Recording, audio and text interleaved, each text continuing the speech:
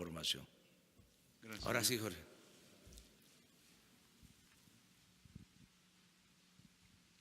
Señor presidente, muchas gracias. Antes que nada quería agradecerle la gestión que hizo su gobierno junto con el gobierno de los Estados Unidos para liberarnos después de que el dictador Nicolás Maduro nos detuviera en Venezuela.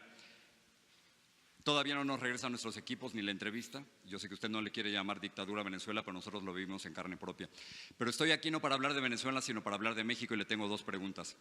La primera es que a nivel de criminalidad las cosas no han cambiado en México, señor presidente. Durante sus primeros 3 meses asesinaron a 8,524 mexicanos. Si continúan las cifras igual, el 2019 va a ser el año más sangriento y violento en la historia moderna de México. Qué bueno que trajo a miembros de la futura Guardia Nacional. Veo demasiados militares para una Guardia Civil, pero qué bueno que los trajo, porque para que ellos den resultados faltan muchos años. Así que la pregunta es, ¿qué va a hacer a corto plazo para que no maten a tantos mexicanos y para que México no siga siendo uno de los países más peligrosos del mundo para ejercer el periodismo? Entre paréntesis, no ayuda que usted desacredite a los periodistas, señor presidente, o que pida que un medio revele sus fuentes. Eso es un ataque a la libertad de prensa. Si usted hubiera dado a conocer la carta al rey de España, Reforma no hubiera tenido que filtrar o buscar fuentes confidenciales. Pero la pregunta central es, ¿qué hacer para que ahora no maten a tantos mexicanos? Estamos trabajando todos los días, Jorge, como nunca. Antes los presidentes no se levantaban temprano para atender el principal problema, que es el de la inseguridad y de la violencia. Yo desde que tomé posición, todos los días, de lunes a viernes, tengo una reunión con el Gabinete de Seguridad. Todos los días, de 6 de la mañana a 7 de la mañana. Y yo personalmente recibo el reporte de lo que sucede en todo el país, de los delitos que se cometen en todo el país. No había, porque esto no se dice, ni siquiera una estadística confiable diaria de los delitos cometidos en el país.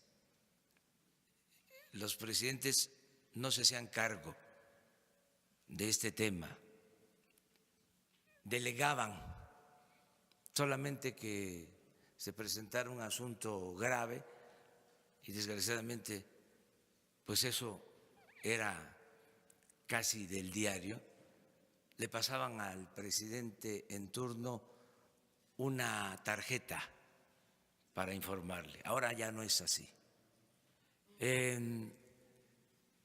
Heredamos… Muy violento, señor presidente. Ese es el problema, que si sigue así el 2019 va a ser terrible. Sí. El peor año que recordemos. Sí, hemos controlado la situación según nuestros datos. Los datos que yo tengo dicen otra cosa, no están controlando, al contrario, siguen muriendo muchos mexicanos. Sí, nos dejaron un país con mucha violencia porque había impunidad y mucha corrupción que ya no hay. Aparte de atender el asunto… Impunidad sigue habiendo, los feminicidios, los asesinatos a 6 periodistas durante su gobierno. Estamos nosotros atendiendo este tema, Jorge. No había ni siquiera elementos para garantizar la seguridad pública, porque no podía el Ejército ni la Marina atender por ley, no estaban facultados para actuar en materia de seguridad pública. Vamos nosotros a resolver el problema. Ya no se está siguiendo la misma estrategia, una estrategia equivocada.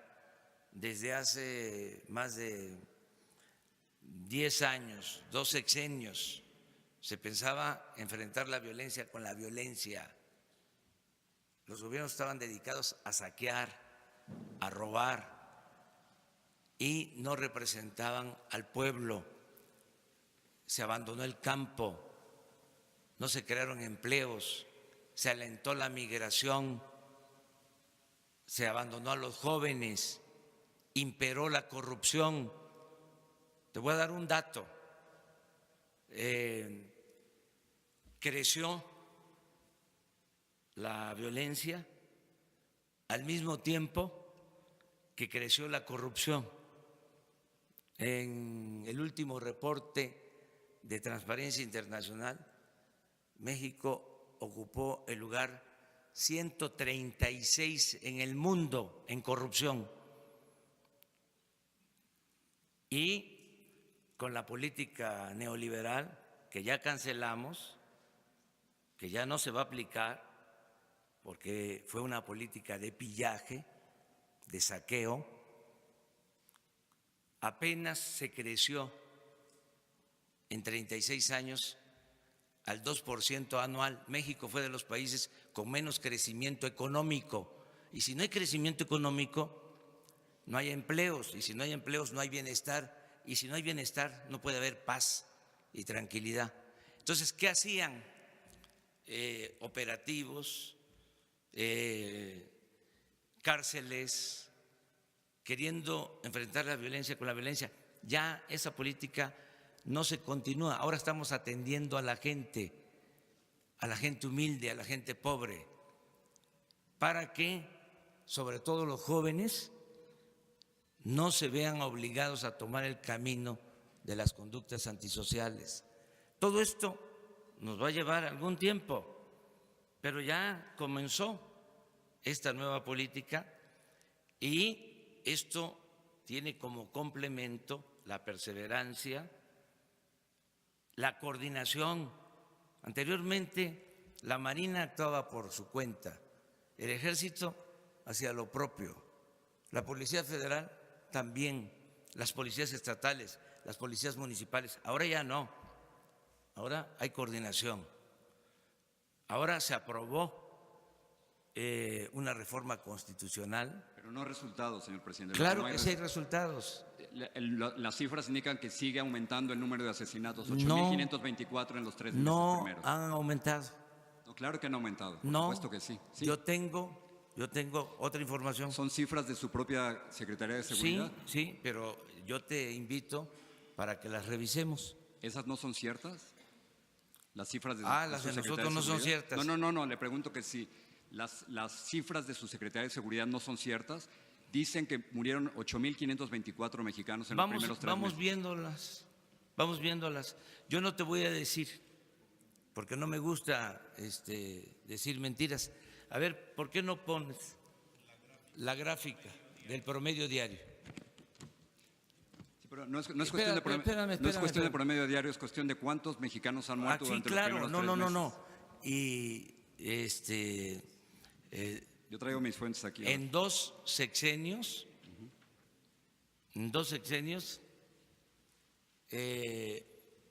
perdieron la vida desde que un presidente declaró la guerra al narcotráfico y le pegó un garrotazo a lo tonto al avispero, alrededor de 250,000 mexicanos. Sí, pero yo digo de su gobierno. En diciembre murieron 2.875, en enero murieron 2.853 mexicanos, en febrero murieron 2.796 y sigue así, va a ser el más violento de la historia moderna de México. Ahí está, mira ese recuadro.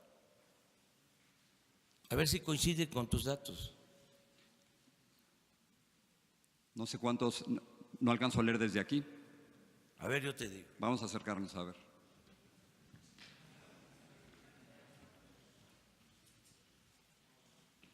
Promedio diario. Es que no lo oyen aquí.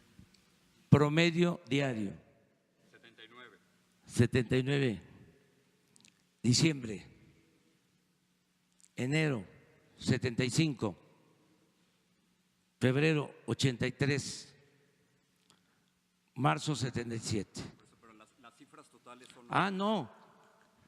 Las cifras totales O sea, no las tengo, pero te las voy a dar. Gracias. ¿Saltamos a la otra pregunta o no? Sí, pero no termino todavía.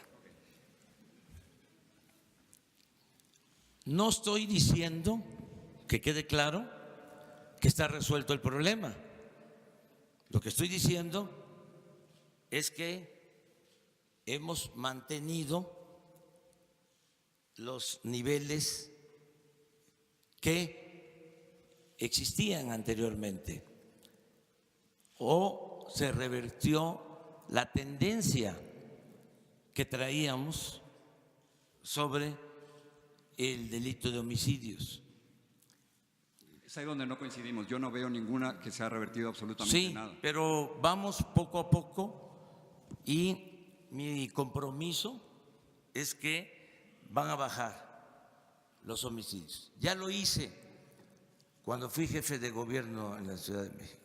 Cuando llegué eran 3 homicidios diarios y dejé un promedio de 1.8, bajé 30% los homicidios cuando fui jefe de gobierno en la ciudad. Es lo que aspiro ahora, es el compromiso que tengo. Entonces, vamos a resolver esto. En cuanto a lo que dices del Reforma, yo creo que garantizando la libertad de expresión, sin censura, no hacer lo que se hacía anteriormente, cuando el Reforma protegía a gobiernos del periodo neoliberal, que protegió a Salinas, que protegió a Zedillo y a todos, y que incluso tengo pruebas de que ayudó a legitimar el fraude electoral del 2006 y apoyó mi desafuero porque es un partido, sí, es un partido, es un periódico conservador. Sí. Pero independientemente de esa postura conservadora, cuyo distintivo es la hipocresía, independientemente de eso, siempre se les va a garantizar el derecho a manifestarse. Nunca jamás… Revelar las fuentes, no. Yo orgullosamente llevo mucho tiempo trabajando en la Reforma y eso no es cierto. Vamos nosotros a atentar en contra del periodismo.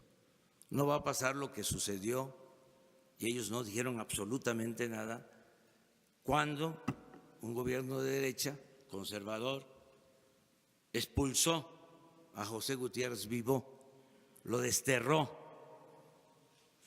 o lo que pasó en el sexenio pasado con Carmen Aristegui. Eso jamás, Jorge, va a suceder. Pero ¿no cree que revelar las fuentes, pedir que revelar las fuentes es un ataque a la libertad de prensa? No, no es ningún ataque. Es que si lo es, hay periodistas que van a la cárcel para no revelar no, las fuentes. Pero ningún periodista, señor presidente, va a revelar las fuentes, ninguno. No. Y si usted hubiera publicado la carta, no hubieran tenido que usar fuentes confidenciales. Pero que no revelen las fuentes, Jorge. No es obligatorio, ni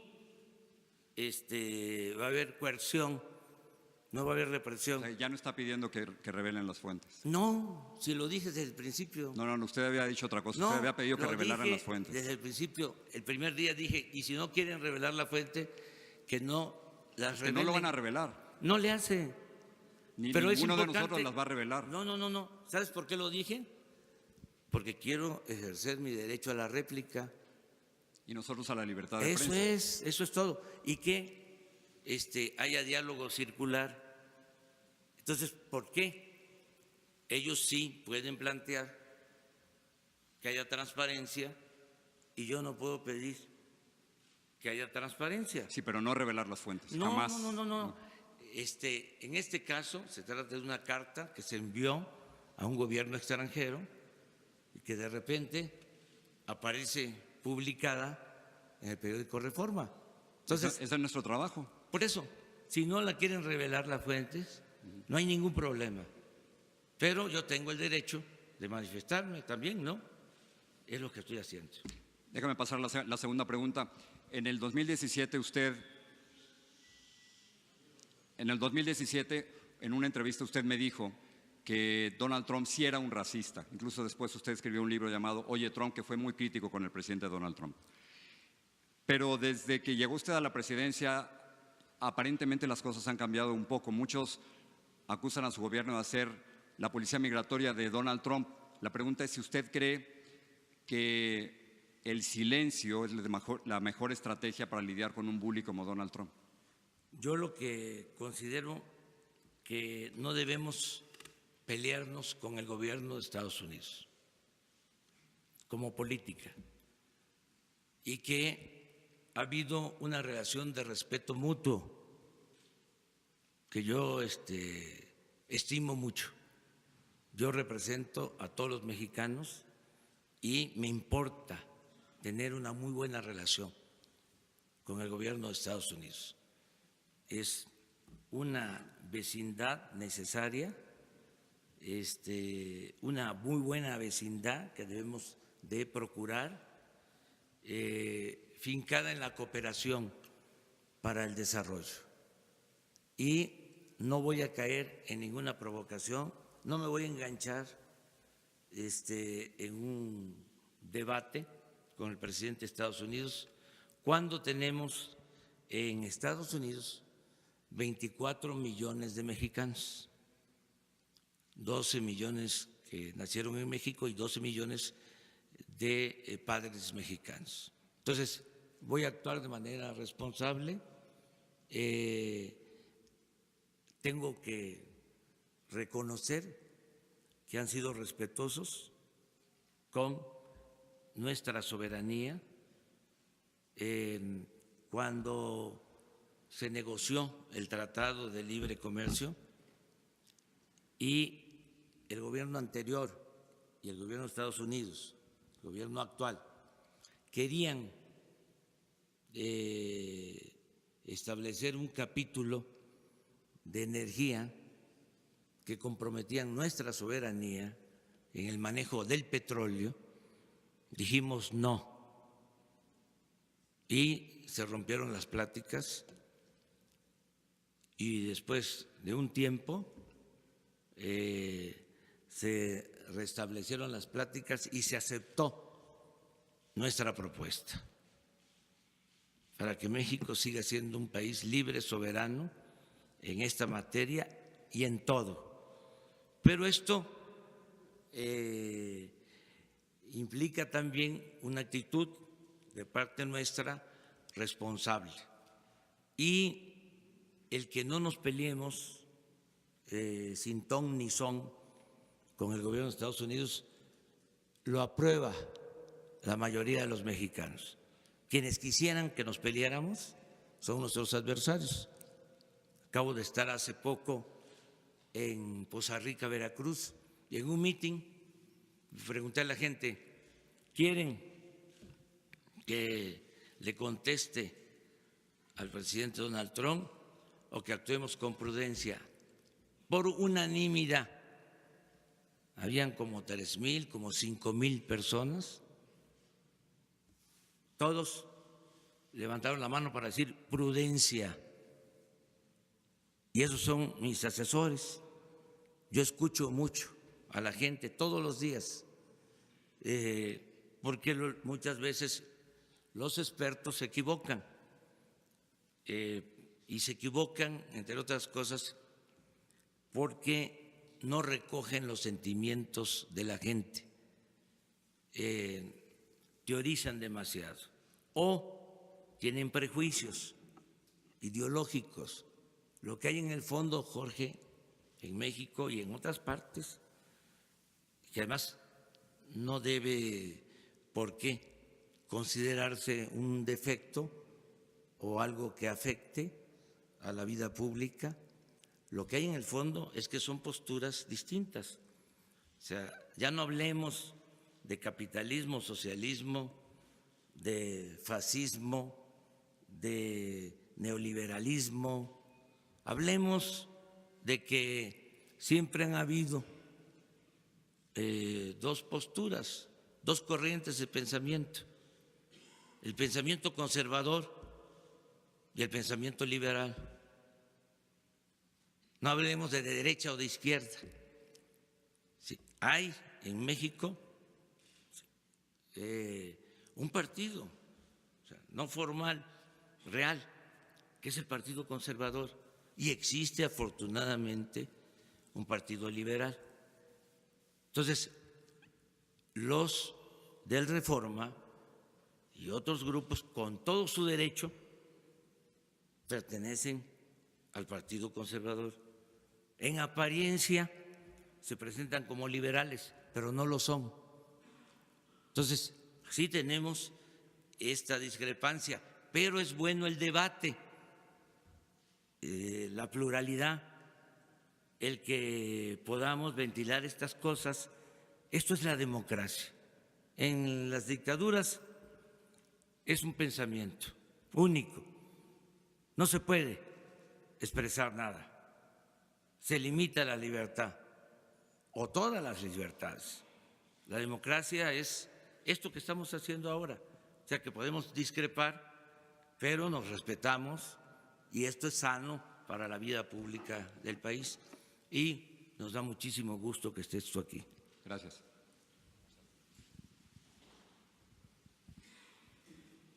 Los dos. Buenos días, señor presidente. Carlos Montesinos de la Hoguera. Buenos días a todos los